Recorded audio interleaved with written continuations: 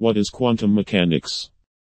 Quantum mechanics is the branch of physics relating to the very small. Quantum mechanics is a subfield of physics that describes the behavior of particles, atoms, electrons, photons, and almost everything in the molecular and submolecular realm. Developed during the first half of the 20th century, the results of quantum mechanics are often extremely strange and counterintuitive. At the scale of atoms and electrons, many of the equations of classical mechanics, which describe the movement and interactions of things at everyday sizes and speeds, cease to be useful. In classical mechanics, objects exist in a specific place at a specific time. In quantum mechanics, objects instead exist in a haze of probability. They have a certain chance of being at point A, another chance of being at point B, and so on. Quantum mechanics developed over many decades, beginning as a set of controversial mathematical explanations for experiments that the mathematics of classical mechanics could not explain, according to the University of St Andrews in Scotland opens a new tab. It started at the turn of the 20th century, around the same time Albert Einstein published his theory of relativity, a separate revolution in physics that describes the motion of things at high speeds. Unlike relativity, however, the origins of quantum mechanics cannot be attributed to a single scientist. Rather, multiple scientists contributed to a foundation that gradually gained acceptance and experimental verification between the late 1800s and 1930. In 1900, German physicist Max Planck was trying to explain why objects at specific temperatures, like the 1470 degree Fahrenheit, 800 degrees Celsius, filament of a light bulb, glowed a specific color, in this case, red. According to the Perimeter Institute opens a new tab.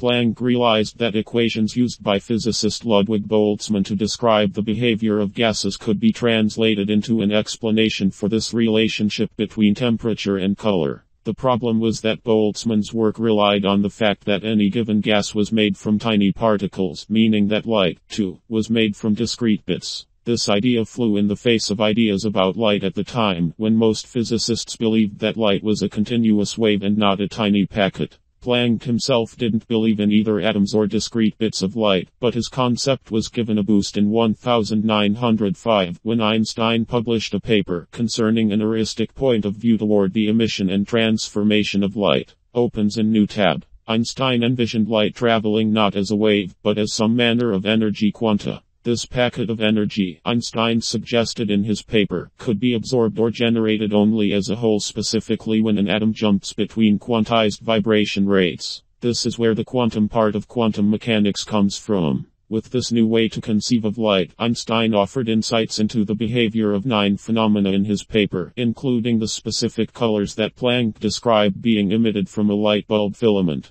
It also explained how certain colors of light could eject electrons off metal surfaces, a phenomenon known as the photoelectric effect. In quantum mechanics, particles can sometimes exist as waves and sometimes exist as particles. This can be most famously seen in the double-slit experiment, where particles such as electrons are shot at a board with 2 slits cut into it, behind which sits a screen that lights up when an electron hits it. If the electrons were particles, they would create 2 bright lines where they had impacted the screen after passing through one or the other of the slits, according to a popular article in Nature opens a new tab. Instead, when the experiment is conducted, an interference pattern forms on the screen. This pattern of dark and bright bands makes sense only if the electrons are waves, with crests, high points, and troughs, low points, that can interfere with one another. Even when a single electron is shot through the slits at a time, the interference pattern shows up, an effect akin to a single electron interfering with itself. In 1924, French physicist Louis de Broglie used the equations of Einstein's theory of special relativity opens a new tab to show that particles can exhibit wave-like characteristics and that waves can exhibit particle-like characteristics, a finding for which he won the Nobel Prize a few years later opens a new tab. In the 1910s, Danish physicist Niels Bohr tried to describe the internal structure of atoms using quantum mechanics. By this point, it was known that an atom was made of a heavy, dense, positively charged nucleus surrounded by a swarm of tiny, light, negatively charged electrons. Bohr put the electrons into orbits around the nucleus, like planets opens in new tab, in a subatomic solar system, except they could only have certain predefined orbital distances. By jumping from one orbit to another, the atom could receive or emit radiation at specific energies, reflecting their quantum nature. Shortly afterward, two scientists, working independently and using separate lines of mathematical thinking, created a more complete quantum picture of the atom, according to the American Physical Society opens in new tab. In Germany, physicist Werner Heisenberg accomplished this by developing matrix mechanics. Austrian-Irish physicist Erwin Schrödinger developed a similar theory called wave mechanics. Schrödinger showed in 1926 that these two approaches were equivalent. The Heisenberg-Schrödinger model of the atom, in which each electron acts as a wave around the nucleus of an atom, replaced the earlier Bohr model. In the Heisenberg-Schrödinger model of the atom, electrons obey a wave function and occupy orbitals rather than orbits. Unlike the circular orbits of the Bohr model, atomic orbitals have a variety of shapes, ranging from spheres to dumbbells to daisies, according to an explanatory website from chemist Jim Clark opens in new tab.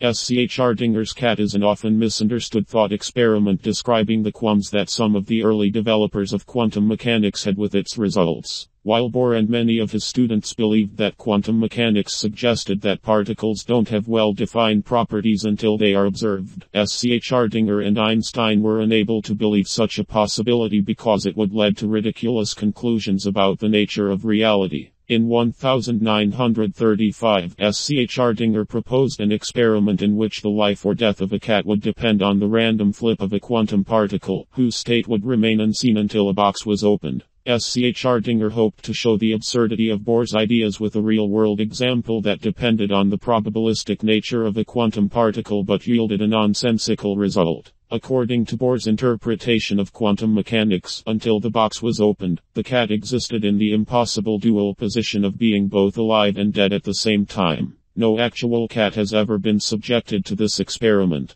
Both Schrödinger and Einstein believed that this helped show that quantum mechanics was an incomplete theory and would eventually be superseded by one that accorded with ordinary experience. Schrödinger and Einstein helped highlight another strange result of quantum mechanics that neither could fully fathom. In 1935, Einstein, along with physicists Boris Podolsky and Nathan Rosen, showed that two quantum particles can be set up so that their quantum states would always be correlated with one another, according to the Stanford Encyclopedia of Philosophy opens in new tab. The particles essentially always knew about each other's properties. That means that measuring the state of one particle would instantaneously tell you the state of its twin, no matter how far apart they were, a result that Einstein called spooky action at a distance but which Schrödinger soon dubbed entanglement. Entanglement has been shown to be one of the most essential aspects of quantum mechanics and occurs in the real world all the time. Researchers frequently conduct experiments using quantum entanglement, and the phenomenon is part of the basis for the emerging field of quantum computing. At the moment, physicists lack a full explanation for all observed particles and forces in the universe, which is often called a theory of everything.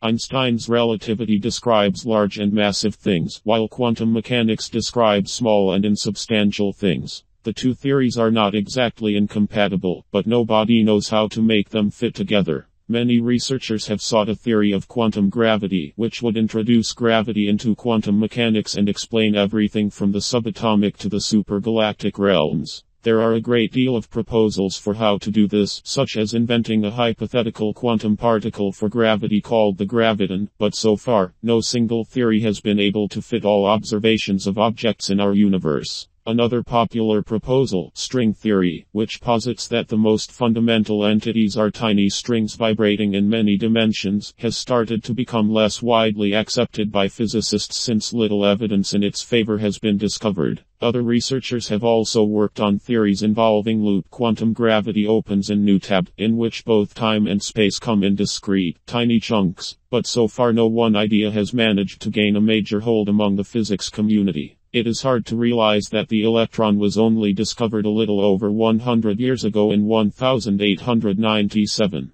That it was not expected is illustrated by a remark made by J. J. Thomson, the discoverer of the electron. He said, I was told long afterwards by a distinguished physicist who had been present at my lecture that he thought I had been pulling their leg. At the scale of atoms and electrons, many of the equations of classical mechanics, which describe the movement and interactions of things at everyday sizes and speeds,